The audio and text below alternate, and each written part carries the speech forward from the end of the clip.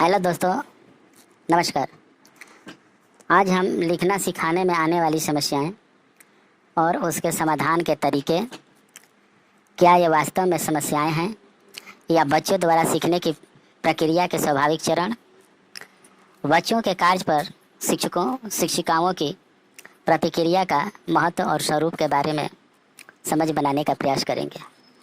संसार में जिस किसी भी कार्य को संपादित करने हेतु हम प्रयत्नशील रहते हैं, वहाँ छोटी या बड़ी कोई न कोई समस्याएं अक्सर उत्पन्न होते रहती हैं। विवेकशील व्यक्ति अपनी बुद्धि विवेक से उत्पन्न समस्याओं का समाधान करता है अथवा परिस्थिति के अनुकूल सामंजस्य बैठाने का कोशिश करता है, प्रयास करता है। बच्चे जब पहली बार लेखन कला का क्रिया परिचय प्राप्त कर रहे होते हैं, तब उनके लिए यह क्रिया अपरिचित सी प्रतीत होता है। शिक्षक शिक्षिका उन्हें वर्णमाला आदि लेखन कौशल से युक्त करने हेतु प्रयत्न भी करते रहते हैं। हम उनकी भावनाओं का कद्र न करते हुए उन पर अपने प्रयोगों को थोपना चाहते हैं। निश्चय ही तब यहाँ समस्या उत्पन्न हो जाती है। यदि हम बच्चों की भावनाओं को ध्यान में रखें, उनके द्वारा खींची गई बेतुकी बिना अर्थ की रेखाओं को भी उनके लेखन सीखने का ही अंग स्वीकारें, तो निश्चय ही यह समस्या नहीं, बच्चों द्वारा सीखने की प्रक्रिया के स्वाभाविक चरण प्रतीत होने लगेंगे। हम अभिभावक को यह जानना अत्यंत आवश्यक है कि हम बच्चों पर प्रारंभिक काल में किसी भी क्रिया को थोपने का कार्य न करें। हमें उनकी भावनाओं और बाल मनोविज्ञान को समझना होगा। उनके प्रारंभिक लेखन का कद्र करते हुए मात्र मार्गदर्शन की भूमिका निभानी चाहिए। इस प्रकार से अपना समझ बनाने के बाद हमें लिखना सिखाना कभी समस्या प्रतीत नहीं होगा। यही इसका समाधान भी है। बच्चों द्वारा किए गए कार्य पर शिक्षकों की प्रतिक्रिया अनुदेशन का महत्वपूर्ण अंग है। ऐसे बहुत से उदाहरण सुनने, पढ़ने एवं देखने को मिलता है कि किसी व्यक्ति, महापुरुष या अन्य लोगों की प्रेरणा से लोग सफलता के शीर्ष तक पहुंच जाते हैं। इसी प्रकार यह भी देखने को मिलता है कि लोगों के अनुचित मार्गदर्शन एवं प्रतिक्रिया से व्यक्ति घर, परिवार, समाज आदि से विमुख हो सन्यासी अथवा गलत प्रकृति का बन जाता है। एक बच्चा के लिए शिक्षक का निर्देश उसके माता पिता के निर्देश से अधिक महत्वपूर्ण होता है। बच्चा हमारी बातों को, विचारों को जितनी एकाग्रता से श्रवण कर आत्मसात करता है, उतना किसी अन्य का नहीं। जैसा कि हम पूर्व में चर्चा कर चुके हैं कि एक धावक भी प्रारंभिक काल में घुटनों के बल चलता है और अंततः आने वाले समय में वह एक धावक बन जाता है। यदि आरंभिक काल में ही उसे हतोत्साहित कर दिया जाता तो निश्चय ही वह धावक नहीं बन पाता। बच्चा जब लेखन के प्रारंभिक काल में आड़ी तिरछी रेखाओं द्वारा अपनी भावनाओं को व्यक्त करता है, तब हमें उसकी भावनाओं का कद्र करते हुए उसे प्रोत्साहित करना चाहिए। हम उसे उसी समय डांटते फटकारते हैं तो इस स्थिति में वह बच्चा हतोत्साहित हो जाता है, लिखने से विमुख हो जाएगा।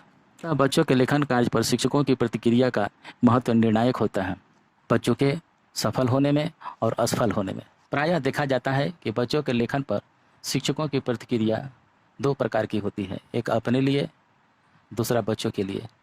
बच्चों के कार्य पर शिक्षकों शिक्षिकाओं की प्रतिक्रियाओं का महत्व और स्वभाव। प्रायः हम यह देखते हैं कि बच्चों के लेखन पर शिक्षकों की प्रतिक्रिया दो प्रकार की होती है, एक अपने लिए, दूसरा बच्चों के लिए। अक्सर शिक्षक अपने लिए अलग मानदंड बनाते हैं और बच्चों के लिए अलग। शिक्षक स्वयं को बच्चे के कार्य का निर्धारक मानते हैं और उसी के अनुसार कार्य की जांच करते हैं। उनका ज़्यादातर ध्यान विचार अभिव्यक्ति के स्थान पर लेखन की यांत्रिक पक्ष पर ही रहता है। इन सब में बच्चों की स्व अभिव्यक्ति खो जाती है।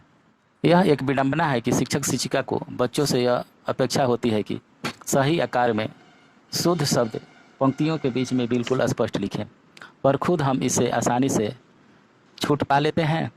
दरअसल बच्चे के लिए शिक्षक जिस तरह उनकी कॉपी में लिखते हैं वही आदर्श होता है। अतः शिक्षक का दायित्व होता है कि उसकी प्रतिक्रियाएं अनुकूल एवं स्पष्ट शब्दों में हो।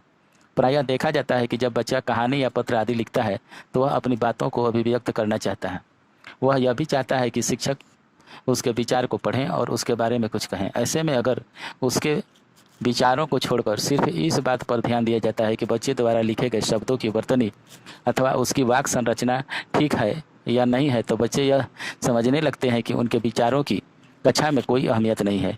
धीरे धीरे उनके विचारों की मौलिकता और सहजता खत्म होती जाती है और उनकी रचनात्मकता क्षीण हो जाती है। हमारी कक्षा में ऐसा न हो, इसके लिए यह जरूरी है कि शिक्षक बच्चों के विचारों को प्रमुखता दे। बच्चों के लेखन में सहभागी हो सकते हैं।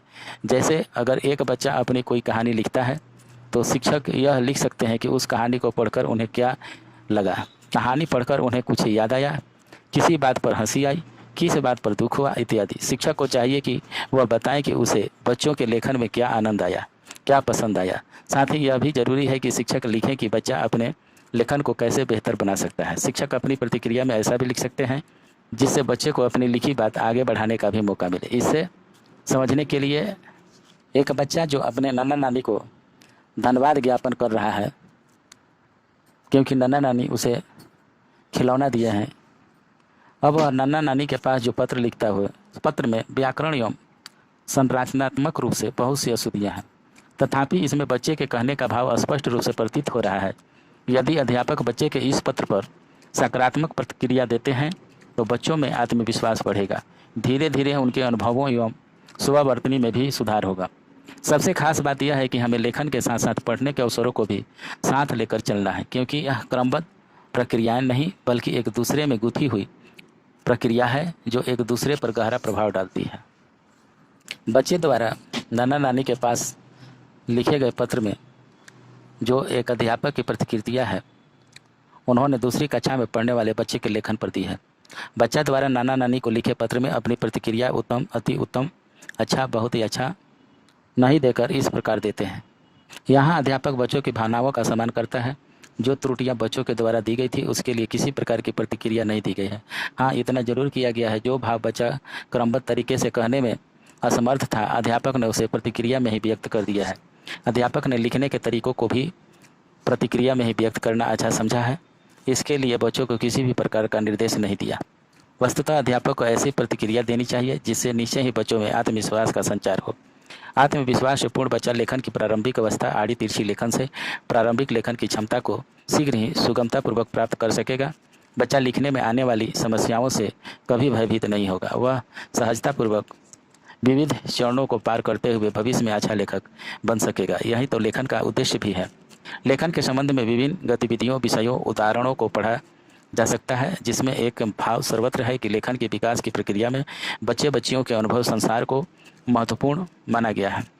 लिखने का मतलब यह नहीं है कि किसी भी विषय पर लिखने की क्षमता हासिल करना, अपितु लिखने का मतलब है कि हम जो लिखना चाहते हैं उसे स्वानुभव द्वारा उत्तम तरीके से लिख सकें। हम विविध भाषाओं के रचनाकारों यथा कालिदास, विद्यापति भूषण, प्रेमचंद, नागार्जुन आदि के काव्य कृतियों को पढ़ते हैं तो क्रमशः प्राकृतिक सौंदर्य, भक्ति एवं सौंदर्य, सामाजिक कुरीतियों का विरोध, वीरता, वेदना, सामाजिक शोषण के विरुद्ध कई तरह के विद्रोह संबंधी इत्यादि का दिग्दर्शन होता है, जो उनकी रुचि एवं अनुभव का परिणाम है। यहाँ प्रश्न है कि यदि इन साहित्यकारों को उनके अनुभव के विपरीत अथवा अनुभव रहित विषयों पर लिखने को कहा जाता तो क्या वे उसी प्रकार की रचना करते जिस प्रकार की उन्होंने की? इसका उत्तर नहीं ही होगा। क्या उन्हें लिखना नहीं आता? फिर क्यों नहीं लिख सकते? इसका समान सा उत्तर है कि वह विषय जो उनके अनुभवजन्य नहीं है उस पर वे स्वाभाविक, सहज एवं सरस रचना का निर्माण नहीं कर सकते। जब महान कवियों के विषय में हम ऐसा सोचते हैं तो बच्चों के विषय में हम क्यों नहीं सोचते? हम क्यों बच्चे के लेखन में उनके अनुभव, रुचि एवं अनुभूति का अवधान नहीं रखते? हम इतना ही कहेंगे कि शिक्षक, शिक्षिकाओं एवं अभिभावकों का दायित्व है कि हम बच्चे बच्चियों उनके अनुभवों को सम्मिलित करें। इस प्रकार यदि हम बच्चे बच्चियों के अनुभव आधारित लेखन को प्रोत्साहित करने लगेंगे तो निश्चय ही बच्चे बच्चियों के लेखन कौशल में विशेषज्ञता प्राप्त कर श्रेष्ठ रचनाकार बन सकते हैं। हमें अपने इस कर्तव्य का निर्वहन निश्चित ही करना चाहिए। धन्यवाद।